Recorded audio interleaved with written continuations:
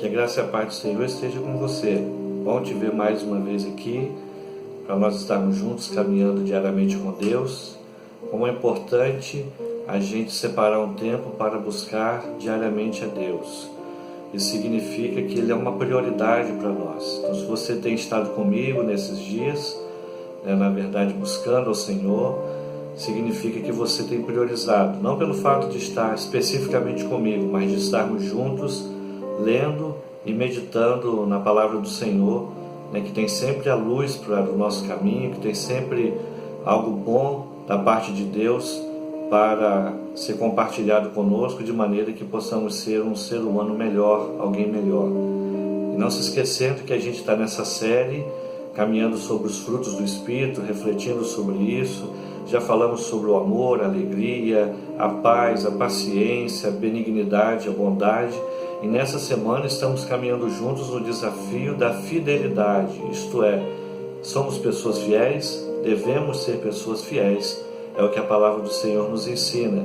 E uma pergunta que tem surgido para a gente nessa semana é se essa fidelidade que nós temos leva as pessoas a confiar na gente.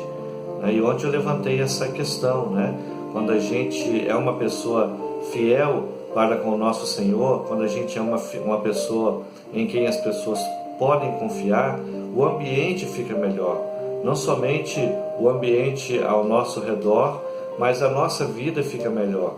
Nós nos sentimos melhores, porque de alguma forma, de alguma maneira, esse nosso caminhar diário com Deus, sendo fiel ao Senhor, sendo pessoas em quem se pode confiar, traz um ambiente de harmonia, de confiança, na família, no trabalho, na igreja, nas nossas amizades. É tão bom quando se desenvolve um ambiente de confiança, uma coisa que tem faltado tanto nesses dias. Ontem nós já falamos um pouquinho sobre isso, à luz do texto da palavra do Senhor, e hoje eu quero compartilhar com você mais um texto que está lá em Eclesiastes capítulo 5. Aqui há uma palavra muito importante para a gente que eu quero ler para você.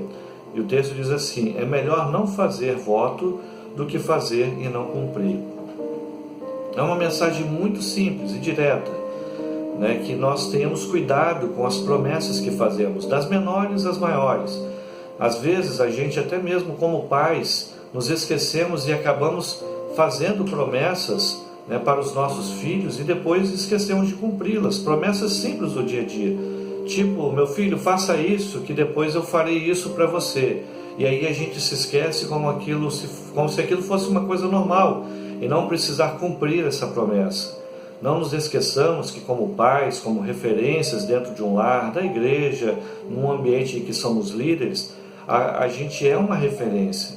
Nós passamos a ser alguém em que as pessoas vão ver o nosso exemplo. Então, muito mais do que uma atitude apenas, é o exemplo que nós passamos. É o que nós informamos as pessoas a partir daquela atitude que nós estamos praticando. Então, por isso a Bíblia é bem direta para conosco. Isto é, se nós fizermos uma promessa, aqui a palavra descrita é voto, isso é uma promessa de que vamos fazer alguma coisa, então façamos e cumpramos. Mas é melhor às vezes deixar de fazer determinadas promessas, sabendo que a gente não vai cumpri-las depois. Então é melhor não fazê-las. Então isso vai, como eu disse, desde as promessas menores às maiores que nós fazemos. Num casamento, por exemplo, nós fazemos uma promessa lá no altar, diante de Deus, de um líder eclesiástico e também de muitas testemunhas e parentes, familiares, mesmo aqueles que fizeram talvez só ali no cartório, mas fizeram promessas. E aquelas promessas têm que ser levadas a sério. Enfim, a Bíblia, como eu disse, ela é muito direta. Deus, Ele é fiel, Ele cumpre as suas promessas, as palavras deles não passam. E Ele quer que sejamos assim também. Num mundo em que mais as pessoas fazem é prometer e não cumprir, o Senhor nos chama a desenvolver a característica de alguém que é fiel. E ser fiel é cumprir com aquelas promessas que fazemos. Como eu disse, das menores, desde aquelas que você faz para o seu filho em casa, como aquelas que você fez para o seu cônjuge, como as promessas que fazemos na igreja. Quantas vezes assumimos funções, responsabilidades na igreja e nos esquecemos como se isso fosse a coisa mais normal, ou então prometemos a alguém que vamos participar daquela reunião, daquele encontro, daquela atividade na igreja e não participamos e também não justificamos e achamos que aquilo é algo normal. Não é. A pessoa que é correta, que é fiel, ela espera de você também fidelidade. Quando você não cumpre algo que prometeu, aquilo não soa bem. Pelo contrário, soa muito mal. Então, na igreja, quando você assumir uma responsabilidade, cumpra.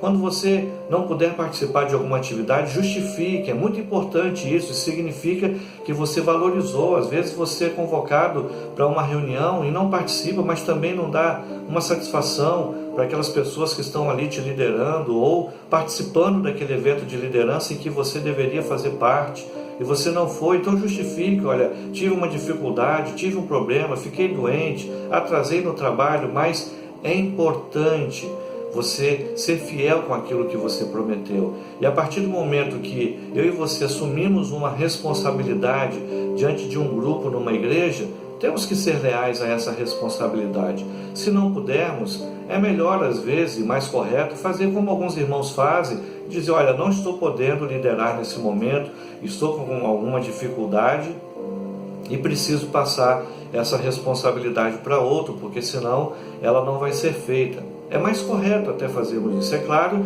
que nós não queremos que ninguém faça isso, pelo contrário, nosso desejo é que todos cresçam servindo ao Senhor com alegria.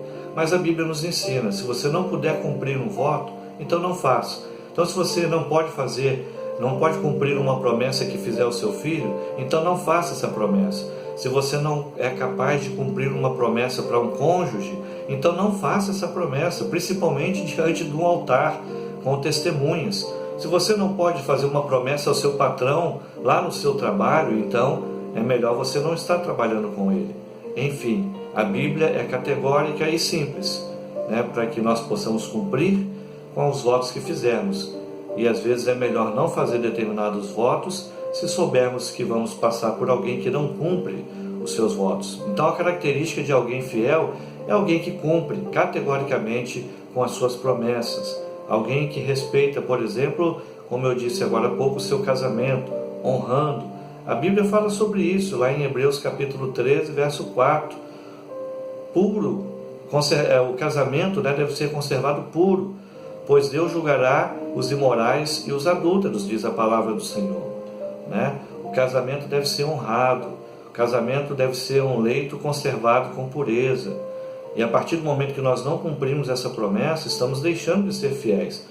Eu sei que nós somos imperfeitos, os cônjuges são imperfeitos, mas devemos cumprir com aquilo que prometemos. Com os nossos talentos, fomos eleitos, cumpramos com as nossas responsabilidades da melhor maneira possível. Você tem uma função no seu trabalho, cumpra com a sua responsabilidade, independente do que você ganha. É importante a gente saber disso, porque chega um momento que a gente fica meio decepcionado com a empresa, com o patrão, e aí acha que já não pode cumprir mais. É melhor dizer: patrão, estou encerrando aqui as minhas atividades, vou partir para outra porque não concordo. Melhor que se faça isso do que ser um funcionário relapso que descumpre com todas as promessas que foram feitas. Tá certo?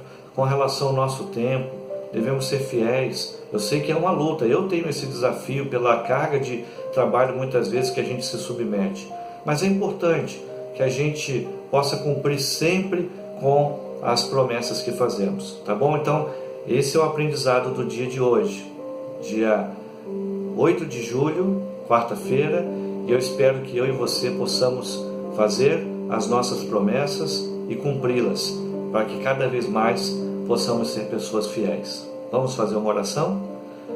Deus, obrigado porque o Senhor é fiel conosco. E muitas vezes, ó Pai, precisamos da Tua ajuda para cumprirmos, ó Deus, as nossas promessas. Ao que te pedimos, meu Pai, que o Senhor nos conceda força, motivação, alegria para cumprir com todas as nossas promessas. Que tenhamos a alegria de sermos conhecidas como pessoas fiéis e que isso mude o ambiente ao nosso redor. É a oração que eu te faço, em nome de Jesus. Amém. Deus te abençoe, tenha um restante de dia na presença do Senhor, que o seu lar seja uma igreja. Até o nosso próximo encontro e vamos juntos nesse desafio de sermos pessoas fiéis ao Senhor. Deus te abençoe.